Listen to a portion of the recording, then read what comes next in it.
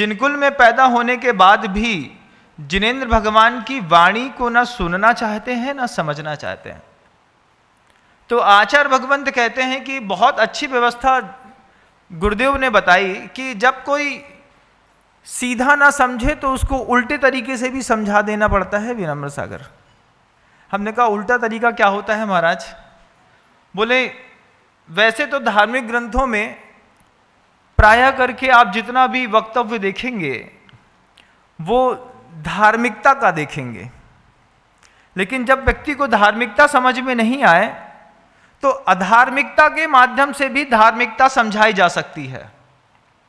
पाप के माध्यम से भी, पाप के व्याख्यान के माध्यम से भी पुण्य की ओर व्यक्ति को आकर्षित करके उसको सन्मार्ग पर चलाया जा सकता है। इसी पर एक गुरुदेव का बहुत पुराना प्रवचन मुझे याद आ रहा है, उसी प्रवचन को मैं आपके सामने रखने का प्रयास कर रहा हूं। आचार्य भगवंत ने एक बार जब पपौरा जी से आगे आने वाले थे तो सेसई गांव पड़ता है एक, पपौरा के आगे, उसके आगे एक छोटा सा और गांव पड़ता है। उस गांव में गुरुदेव का उद्बोधन था। आचार्य श्री जी ने रावण और लक्ष्मण के संवाद को जिस खूबसूरती के साथ जनमानस में रखा, हो सकता है उसका कैसेट भी अब आपके पास उपलब्ध ना हो सकता है किसी गैजेट्स में वो चीज़ आपने कभी ना पढ़ी हो, ना सुनी हो, क्योंकि हमने भी कभी नहीं सुनी। एक दिन ऐसे ही शाम का मौका लगा, गुरुदेव के साथ बैठ करके वैयावृत्ति चल रही थी और आचार्य श्री जी के स्वयं के मुख से ये बात निकल पड़ी। वह बात थोड़ा और व्यवस्थित करके मैं आपके सामने रखने का प्रयास करूं कि जब रावण का वध हो चुका, वह बाण की चोट से जमीन पर गिर गया, तब राम लक्ष्मण से कहते हैं कि लक्ष्मण, रावण पुनरुत्थान की यात्रा पर जा रहा है, जाने से पहले उनसे कुछ सीख लो। लक्ष्मण को लगा कि भैया रावण से सीख लें। बोले हाँ लक्ष्मण, रावण भक्ति और तप के मामले में राम से भी ज्यादा आगे का है। जितनी भक्ति रावण के अंदर है उतनी भक्ति राम के अंदर भी नहीं है। जितना तप रावण ने किया है उतना तप मैंने भी आज तक नहीं किया है। भक्ति और तप के मामले में रावण राम से ज्यादा बलशाली है।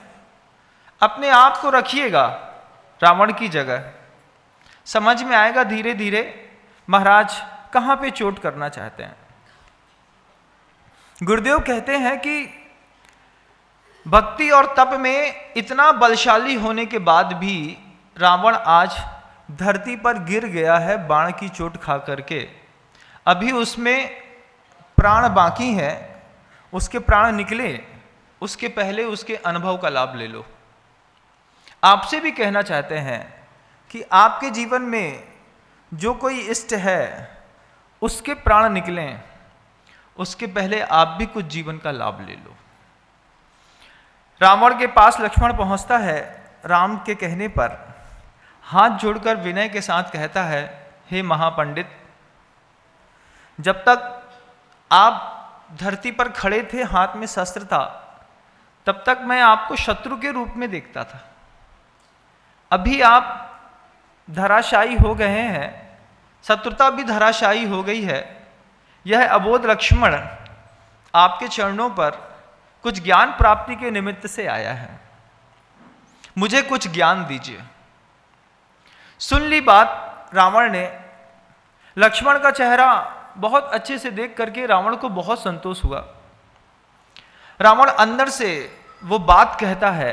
हर एक संवाद में कितनी ताकत है गुरुदेव के शब्दों में। आप देखिए कि रावण कहते हैं, जीवन में जो मैंने भूल कर दी लक्ष्मण, उसका मुझे आज भी पश्चाताप है, लेकिन मैं वो भूल किसी से कह नहीं पाया। क्या नहीं कह पाए? बोले मेरे प्राण निकलने वाले हैं, उसके पहले ये कह कर के मैं अपने आप की थोड़ी और पवित्रता बढ़ाना चाहता हूं। पहला संदेश मेरा अनुभव ये कहता है, रावण कहता है लक्ष्मण से, क्या अनुभव कहता है महाराज?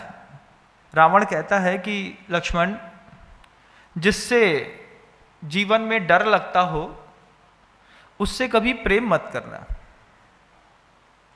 सूत्र है रावण का, देखो क्या कहते हैं, जिससे जीवन में डर लगता हो उससे कभी प्रेम मत करना, और जिससे जीवन में प्रेम हो उससे हमेशा डरते रहना।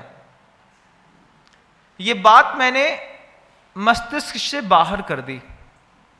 मुझे सीता से डर लगता था, लेकिन उसके बावजूद वासना ने मुझे सीता तक जाने के लिए प्रेरित किया। वासना शब्द कहता है जो अपने आप में वास ना करने दे, उसका नाम वासना है। और ऐसा नहीं कि सिर्फ स्पर्शन इंद्रिय की होती है, पांचों इंद्रियों की वासना होती है बंधुओं। नेत्रेंद्रिय की भी वासना होती है, कर्णेंद्रिय की भी वासना होती है, स्पर्शन इंद्रिय की भी वासना होती है, जिह्वा इंद्रिय की भी वासना होती है। वासना पांच में से किसी भी इंद्रिय की हो, वह अंततः तो पतन का कारण बनती है। कोई आम के चक्कर में नरक चला जाता है चक्रवर्ती होकर के, कोई कान के चक्कर में अपना गला कटा लेता है हिरण होकर के, कोई आंख के चक्कर में पतंगा अग्नि के अंदर घुस जाता है क्योंकि उसको वासना आंख की परेशान करती है। हथनी को स्पर्शन इंद्रिय की वासना परेशान करती है तो 3 दिन का तेला कराया जाता है, गड्ढे में घुस जाता है। किसी भी इंद्रिय की वासना हो परेशान करती है। लक्ष्मण, जिससे डर लगता हो उससे प्रेम मत करना, और जिससे प्रेम हो उससे हमेशा डरते रहना। मैंने ये सूत्र अपने जीवन से मिटा दिया, मेरा पतन इसका परिणाम है। लक्ष्मण ने कहा, महापंडित डर लगता था उसके बाद भी? बोले हाँ लक्ष्मण, मुझे सीता की पवित्रता से डर था, उसके बाद भी मैं सीता का हरण करके ले आया। जब मैं सीता का हरण करने गया तब मैंने एक और पाप किया। क्या? तो लक्ष्मण कहते हैं मैंने भेष की कीमत खत्म कर दी। लक्ष्मण रेखा से बाहर निकलने पर सीता की कोई गलती नहीं थी।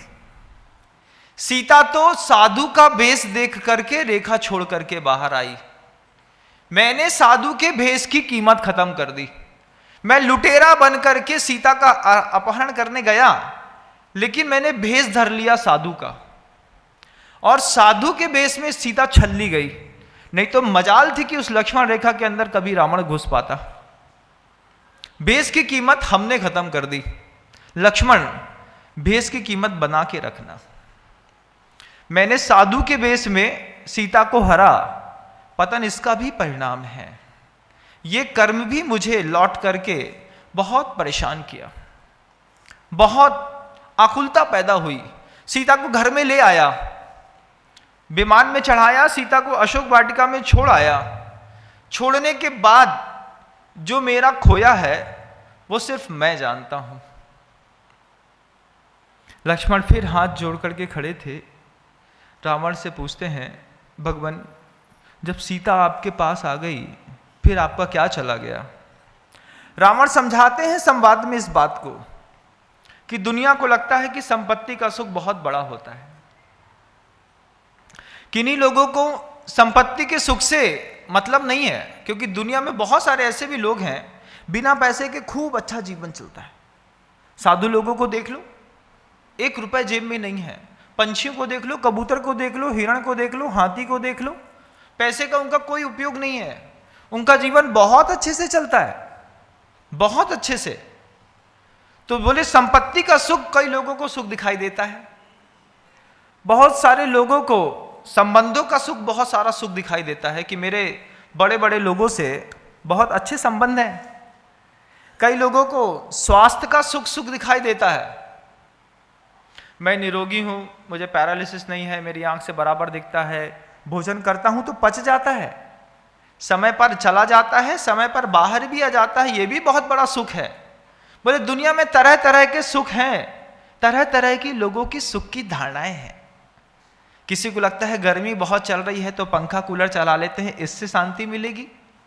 कोई अच्छा भोजन की तलाश में रहता है, कोई निद्रा की तलाश में रहता है, कोई व्यसनों की तलाश में रहता है। लक्ष्मण, जीवन में संपत्ति का, संबंध का, स्वास्थ्य का जो सुख है, उससे ऊपर भी एक सुख है। हाँ, इसके अलावा भी कोई सुख है। इसके अलावा एक सुख है निर्भयता का। दोबारा बोलूं, निर्भयता का एक सुख होता है बंधुओं। जब से सीता अशोक वाटिका पे आई है, तब से मेरी निर्भयता का सुख चला गया। आप देखिए निर्भयता का सुख कितना कैसा होता है। आपके लौकिक जीवन का कोई उदाहरण देकर के समझाऊं आपको। जल्दीबाजी में आप ट्रेन में चढ़ जाओ, जेब में टिकट भी ना हो और पैसा भी ना हो, एसी कंपार्टमेंट में जाकर के बैठ जाओ, चाहे 3 टायर में जाकर के बैठ जाओ, चाहे जर्नल में बैठ जाओ, बराबर जब तक मुकाम तक नहीं पहुंचते तब तक दृष्टि कहां पर रहती है? दृष्टि रहती है गेट पर। क्या? चढ़ने वाला हर व्यक्ति टीसी नजर आता है। हर व्यक्ति, कोई भी व्यक्ति चढ़ा, किसी ने इधर देखा और इधर देखा, हमने उसकी तरफ देखा, ये टीसी तो नहीं है।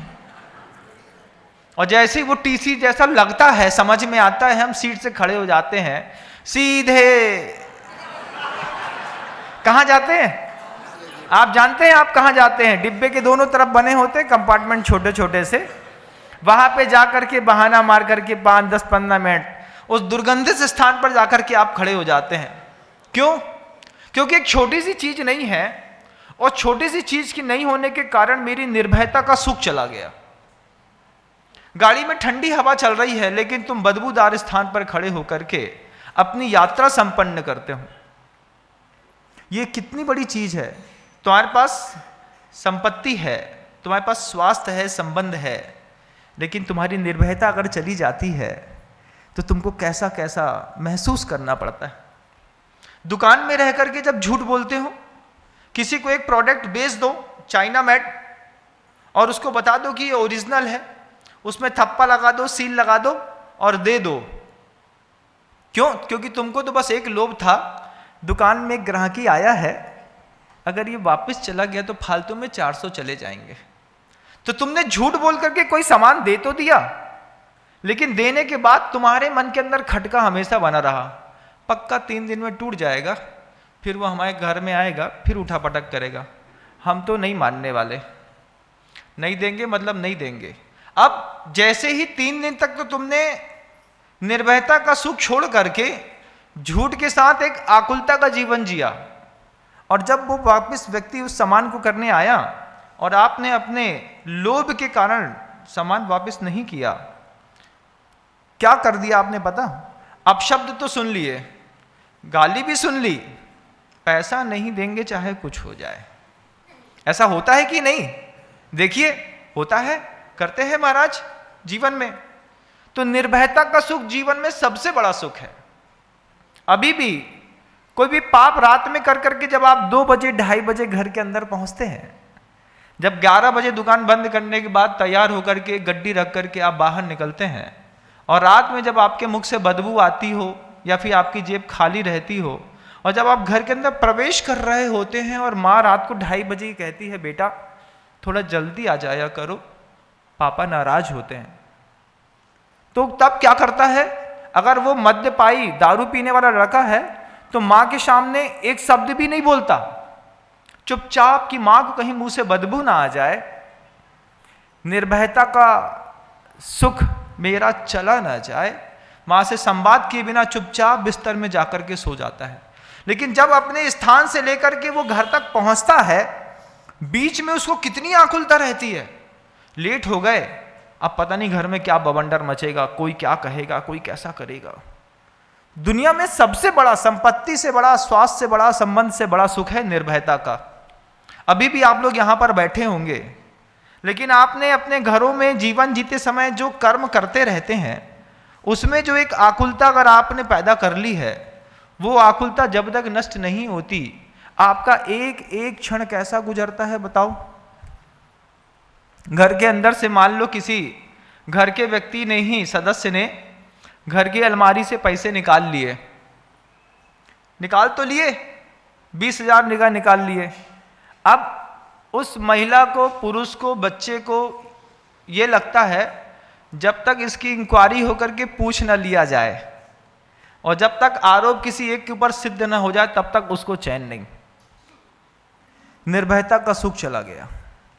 अब 3 दिन, 4 दिन, 5 दिन तक मान लो घर का पुरुष वर्ग नहीं पूछता यहां 20,000 रखे थे कहां चले गए, तो उस महिला को, पुरुष को या बच्चे को इतनी आकुलता होती अंदर अंदर, आज भी पापा ने कुछ नहीं पूछा, कल भी नहीं पूछा, परसों भी नहीं पूछा, क्या हो गया भाई, तबीयत खराब है कि इनको समझ में नहीं आ रहा है। लेकिन उनको समझ में आए या नहीं आए, निर्भयता का सुख तो चला जाता है। दुनिया में सबसे बड़ा सुख है निर्भयता का। लक्ष्मण से रावण कहता है, सीता जब से मेरे घर में आई है तब से मेरी निर्भयता का सुख चला गया, मेरी भक्ति का बल चला गया, मेरी तप और साधना चली गई। मैं वही रावण था, भगवान की पूजा करते करते तार का तंत्री टूट गई थी तो मैंने लेट नहीं करी, नस निकाल करके तंत्री में बांध दी कि कहीं वैभव के प्रस्तुतिकरण में किसी के दिमाग में, भक्ति में खलल न पड़ जाए। लोग इतने मंत्रमुग्ध थे उस सितार को, वीणा को, महाघोषा को सुनने में। एक तार क्या टूटा, मैंने कभी लेट नहीं किया, हाथ की नस निकाल करके, जैसे बकरे की नस निकाल करके तार दी जाती है, लगा दी जाती है, उसके तार बना दिए जाते हैं, हमने खुद अपने हाथ की निकाल करके बांध दी थी। भक्ति आसमान छूती थी। लेकिन सीता जब से घर के अंदर आई है तब से मेरा वो भक्ति का सुख चला गया, भक्ति का सुख चला गया, तप का बल चला गया, निर्भयता का सुख चला गया। बोले तुम ऐसा मत करना। रावण लक्ष्मण को समझाते हैं 2 प्रकार का भय होता है। कितने प्रकार का? 2 प्रकार का। एक सकारात्मक भय होता है, एक नकारात्मक भय होता है। सकारात्मक भय वो होता है कि आप भयभीत भी होते हैं और वो भय आपके उत्थान का कारण होता है। भय और उत्थान का कारण होता है जब सर जी की छड़ी पड़ती है पीठ में झम झम, तो विद्यार्थी की विद्या आती है घम घम। क्या होता है? भैया कल मार पड़ेगी, बहुत तेज सिलेबस पूरा तैयार करना है। तो शिक्षक से जैसे शिष्य डरता है तो उसका वो भय उसके उत्थान का कारण है। एक सद्गुरु से जब उनका शिष्य डरता है तो इस शिष्य का भी बहुत उत्थान होता है, ऊंचा उठता है। प्रत्येक समय किसी भी शब्द को बोलने से पहले इस बात का भय होता है कि अगर कुछ यदवा तदवा निकल गया तो जनता तो कुछ नहीं कहेगी, लेकिन गुरुदेव छोड़ेंगे नहीं, गुरुदेव पूछ बैठेंगे। ऊपर से इंक्वायरी चलती है। क्या इंक्वायरी चलती है? हमारे शिष्य थे, थोड़ा सोच समझ के बोलते, ऐसी वैसी बात मंच पे कैसे कह दी। तो आप तो उस बात को सह सकते हैं, गुरुदेव नहीं सहते। एक अच्छा गुरु अपने शिष्य के, हर शिष्य के वक्तव्य पर नजर रखता है। वो देखता है कि मेरा शिष्य संसार में, क्षेत्र में, किसी भी समाज में जाकर के माहौल किस तरीके का बना रहा है, और ये कहकर के कभी नहीं टालता, अरे हो गया, ठीक तो बोला है। ऐसी इंक्वायरी होती है। अभी आपको पता नहीं है, हम लोगों को तो बहुत अच्छे से पता है बंधुओं। बोलने से पहले बहुत सजगता रहती है दिमाग में। क्यों?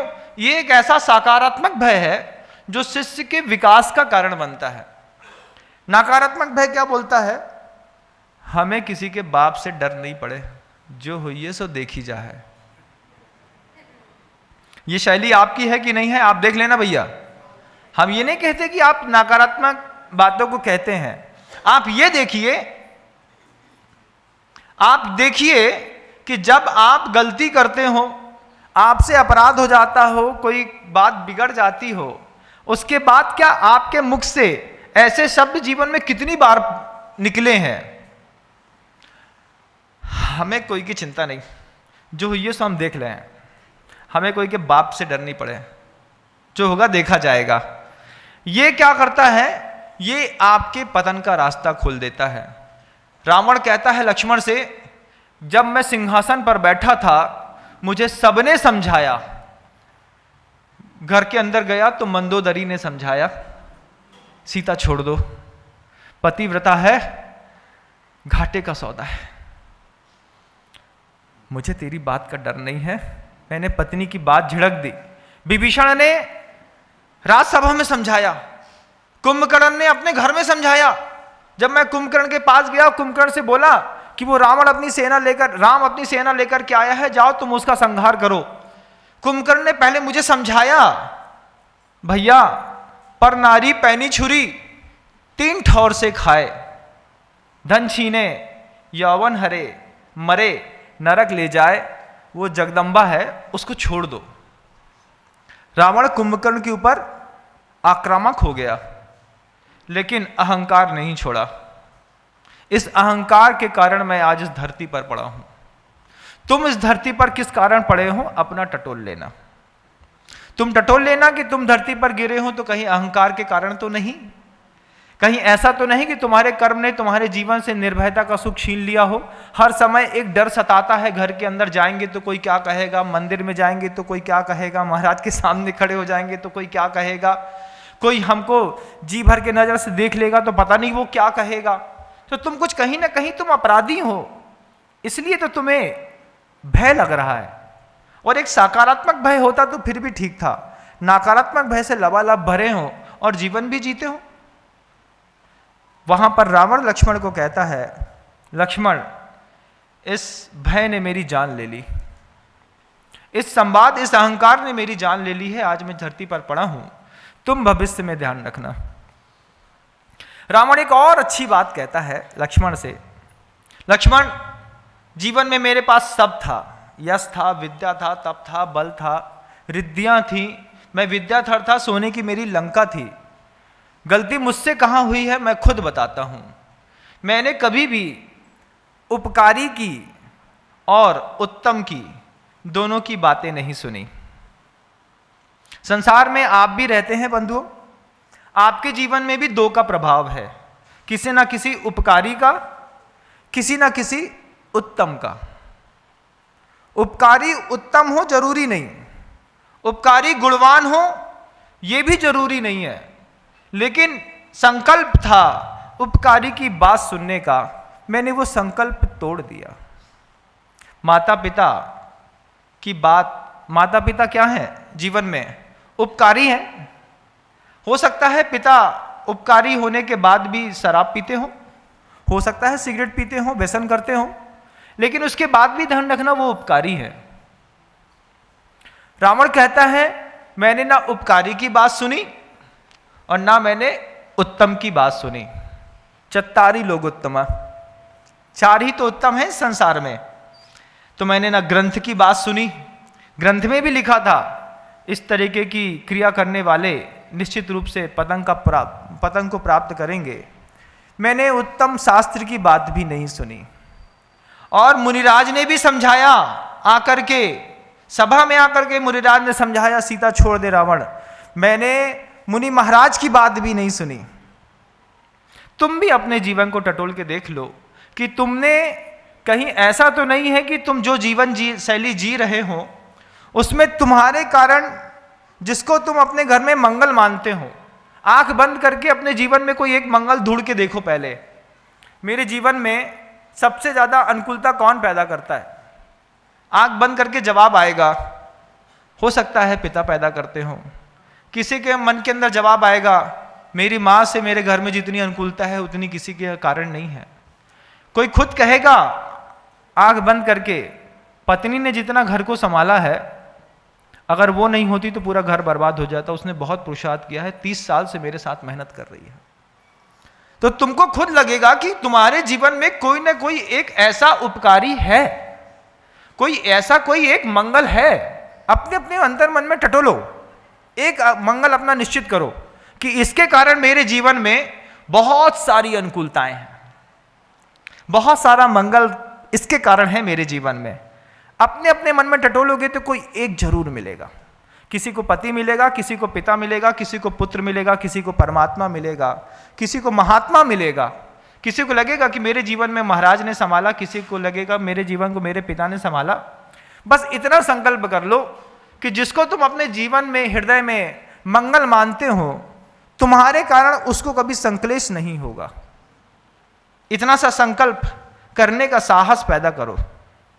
अगर मैं मां को मंगलकारी मानता हूं तो मैं कसम खाता हूं कि अपनी मां को अपने कारण कभी कोई संकलेश पैदा नहीं कराऊंगा। पिता को मंगलकारी मानता हूं तो पिता को मैं सौगंध खाता हूं कि आज की बात कभी कोई संकलेश पैदा नहीं कराऊंगा। गुरु को मंगलकारी मानता हूं, अपने जीवन में अगर योगदान है तुम्हारा, तुम्हारे जीवन में गुरु का, तो संकल्प करो इस बात का कि गुरु को कभी संकलेश नहीं कराऊंगा। लेकिन तुमसे यह भी नहीं बना। रावण कहता है मैंने जिसको मंगल माना मैंने उसको भी संकलेश कराया। मैंने ना गुरु की सुनी, ना मां की सुनी, ना पिता की सुनी, ना भाई की, ना पत्नी की, ना पुत्र की। और क्या हुआ? बोले पापी की तो वो दुर्गति होती है। रावण कहता है लक्ष्मण से, क्या दुर्गति होती है? बोले परिवार पहले मारा जाता है और पापी बाद में। पापी की दुर्गति कैसी कि पापी का परिवार पहले मारा जाता है। एक एक करके सब युद्ध में हारते चले गए, अपना जीवन खोते चले गए। हार अपने सिर पर पहनी, कोई मुनि बनता चला गया, कोई साधना करता चला गया, सबने मैदान छोड़ा। अंत में रावण ने अपना प्राण छोड़ा। लक्ष्मण से रावण कहता है लक्ष्मण, जो अपराध मैंने अपने जीवन में किया कि मैंने ना उपकारी की मानी ना उत्तम की, ये अपराध तुम अपने जीवन में मत करना। आप सबसे भी कहते हैं, अभी छोटी सी जिंदगी शुरुआत हुई है, तुम्हारे यहां भी रावण से कम वैभव नहीं है। तुमने भी 20 फीट 50 फीट 100 फीट के चौड़े चौड़े मकानों में अपनी अपनी लंका बसा के रखी है। अपनी अपनी लंका के तो अपने अपने रावण हो ही। बल है, रिद्धि है, तप है, ताकत है, संबंध है, ये सब क्या है? ताकत ही तो है। तो थोड़ी किसी के पास ज्यादा, किसी के पास बहुत ज्यादा, किसी के पास ज्ञान का, किसी के पास धन का, किसी के पास पूजा का, किसी के पास रिद्धि का। 8 प्रकार का जो मद होता है वो किसी ना किसी के पास किसी ना किसी कारण से तो शक्तियां हैं, तो भरी पड़ी हैं। तुम भी अपने अपने घर के रावण तो नहीं हो, ये देख लेना। देखना कि तुम घर के अंदर रह करके निर्भयता का सुख भोग पा रहे हो कि नहीं। देखना कि तुम घर के अंदर रह करके उपकारी और उत्तम के शब्दों की कितनी अवहेलना करते हो। जब तुमको तुम्हारी मां सामने बैठ करके समझाती है, बेटा ऐसो पंच नमो यारो सब पाप पणाशणो, उस शब्द में तुम्हें श्रद्धान कितना है, जिनवाणी की बात में कितना श्रद्धान है तुमको। और तुमको तुमके खुद के पुरुषार्थ में और अनादिकालीन जो कर्म की परंपराओं के कारण जो तुमने वैभव प्राप्त कर लिया, उसमें ज्यादा श्रद्धान है कि इसमें। बोले मां की तो एक बात समझ में नहीं आती महाराज, संसार सारा समझ में आता है। इसीलिए तो गिने चुने लोग हैं सतना के अंदर जो बैठ करके सामूहिक रूप से स्वाध्याय करके स्वयं का परिष्करण करने के लिए आतुर हैं। मुझे निकलना है इस 5 कसाय से, इस संसार से। स्वाध्याय उसका एक आउटपुट है, धर्म का भी एक आउटपुट है। राग द्वेष निवृत्तई चरणम प्रतिपद्यते साधु। धर्म दान सीख लिया, समझ लिया, करने लगे तो उसका एक फल निकलना चाहिए। थर्मामीटर बगल में रखो तब बुखार की समझ में आता है कितना है। ऐसे ही जिनवाणी खूब पढ़ो, खूब साधु को आहार दान दो, खूब तीर्थ की यात्रा करो। एक बार उसका आउटपुट थर्मामीटर से चेक करो, मेरा राग और मेरा द्वेष कितना खत्म हो गया। और लगे कि पहले जितने स्तर का था आज भी उसी स्तर का है, तो बाहर की क्रियाएं तो समीचीन हो सकती हैं बंधुओं, मोक्ष अंदर की क्रियाओं से मिलता है। आकुलता बाहर से बढ़ती है और निराकुलता अंदर से पैदा हुआ करती है। रावण लक्ष्मण को समझाता है कि जो गलती मैंने करी वो गलती तुम मत करना। उसने 3-4 संकेत दिए और रावण थोड़े शांत होकर के बैठना पसंद किया। मैं भी कुछ संकेत देकर के, चूंकि आपका समय हो गया है, 9:30 ने गति पकड़ ली है, तो इस बात को मैं बताना चाहूँ, अपने जीवन में इस संवाद के माध्यम से, क्यों महाराज, ये बिल्कुल उल्टा संवाद है बंधुओं। प्रथमान योग में नहीं मिलेगा, करणान योग और चरणान योग में भी नहीं मिलेगा, द्रव्यान योग में भी ढूंढोगे तो ये प्रवचन, ये संवाद आपको वहां पे नहीं मिलेगा। फिर कहां से लाए महाराज? वहीं से लाए जहां से तुम समझ सकते हो। क्योंकि समय सार में कुंदकुंद भगवान बहुत अच्छी बात कहते हैं, जह नवी सक्य मणज्जम। अगर आप जिस व्यक्ति जिस भाषा का जानकार है उस भाषा में बात नहीं करते तो उसको आप अपने संवाद को समझा नहीं सकते। मुझे लगता है कि कुछ बच्चे बदल गए हैं कि हम हैं तो अंदर से कुछ और, लेकिन हमारे हाथ में माँ जिनवाड़ी और देवशास्त्र गुरु आ गए। तो हम अंदर से जो हैं और बाहर जो हमारे हाथ में है उसमें तालमेल नहीं है, इसलिए माँ जिनवाणी की बात समझ में नहीं आती। इसलिए कोई विद्वान पंडित आपको जब आपके सतना के अंदर बैठ करके पढ़ाता है तो आप आरती करने में तो अच्छा लगता है, जैसे ही ओकारम बिंदु संयुक्तम कोई पढ़ता है तो आप धीरे से उठते हैं और चलते बनते हैं। बोले भैया, बोले बस अब पंडित जी और 4 लोग। क्यों? क्योंकि वो भाषा इनको आती है। तो ठीक बात है, जो जिसका पुत्र होगा उसको ही तो माँ की भाषा समझ में आएगी। तो ये जो संवाद है ये तुम्हारे स्तर का है बंधुओं। तुमको अगर जिनवाणी की भाषा समझ में नहीं आती तो तुम एक बार पुण्य की और कर्म की भाषा छोड़ करके रावण के उस संवाद से भी अपने जीवन में सुधार कर पाओ तो ये भी अपने आप में बहुत बड़ी बात है। आप लोगों के जीवन में थोड़ा और परिष्करण हो। शुरुआत में चूंकि गर्मी के बाद 1-2 बूंद अगर जल की गिर जाए उससे कुछ होता नहीं है। होता है क्या? 1 बूंद मीठे पानी से खेती होती है? 1 बूंद मीठे पानी से कोई फसल निकलती है? अगर बारिश का 1 बूंद कोई पानी आपकी धरती पर गिर भी जाए तो क्या कोई अंकुर पैदा होता है? नहीं होता। लेकिन वो उष्णता को और बढ़ा देता है। पहले से हम तपे हुए थे, महाराज के संवाद ने हमको ठंडा किया कि गर्म किया, ये आपको खुद सोचना है। अगर लगता है कि ठंडा कर दिया तो भी अच्छी बात है, और अगर लगता है कि संवाद से थोड़ी गर्माहट पैदा हो रही है तो विश्वास रखना, ये गर्माहट जब पूरी निकल जाएगी उसके बाद अंदर से जो धर्म का अंकुर पैदा होगा उससे आपको जरूर सुख मिलेगा। आज 2 बूंद टपकाने का मैंने प्रयास किया। 1 बूंद कल टपका दी थी, एक आज टपका दी है। कल आपको मुनि श्री श्रमण सागर जी महाराज से अपने व्यक्तित्व के विकास के लिए कुछ और सुनने और समझने का मौका मिलेगा। आप अपना मानस समय पर बना के आएंगे तो निश्चित रूप से मैं मानता हूँ कि आपको लाभ और अच्छा मिलेगा। आपको लाभ मिले इन्हीं भावनाओं के साथ। अहिंसा परमो धर्म। भगवंत गुरुदेव श्री विद्यासागर जी मुनि महाराज।